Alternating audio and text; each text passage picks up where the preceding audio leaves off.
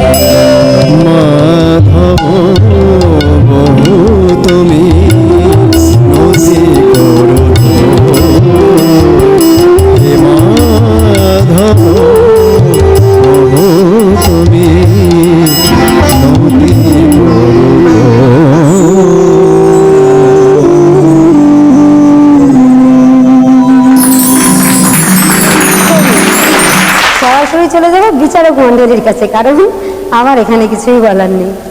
হ্যাঁ, এই সমস্ত গুরুগম্ভীর দায়িত্ব যাদের ওপরে আছেন, যারা আমাদের এই মঞ্চের সমস্ত প্রতিযোগীকে সঠিক দিশা দেখাবেন, সঠিক পথ দেখাবেন, চলে যাব সেই গুণীজনদের কাছে। প্রথমে চলে যাব শ্রীকুমার চট্টোপাধ্যায় দাদার কাছে।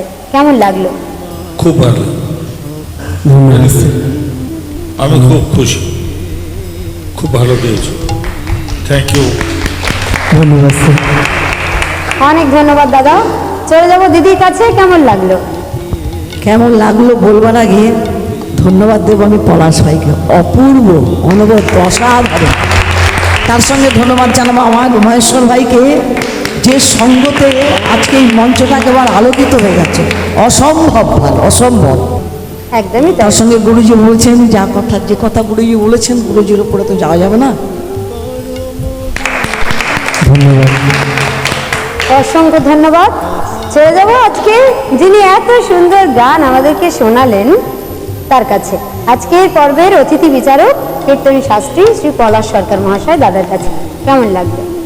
কেমন লাগলো পরে বলি, আগে ধন্যবাদ জানাই দিদিকে, আমার এত প্রশংসা করলো এই জন্য। এগুলো আমার প্রাপ্য নয়, সব আমার গুরুদের আশীর্বাদ। আমার কীর্তনের গুরু আমার মা গীতসুধা শ্রীমতী সরস্বতী দাস মহাশয়া, যার কাছে দীর্ঘদিন তার বাড়িতে থেকে খেয়ে কীর্তন শিখেছি আমি। এটা আমার জীবনে বড় পরম পাওয়া।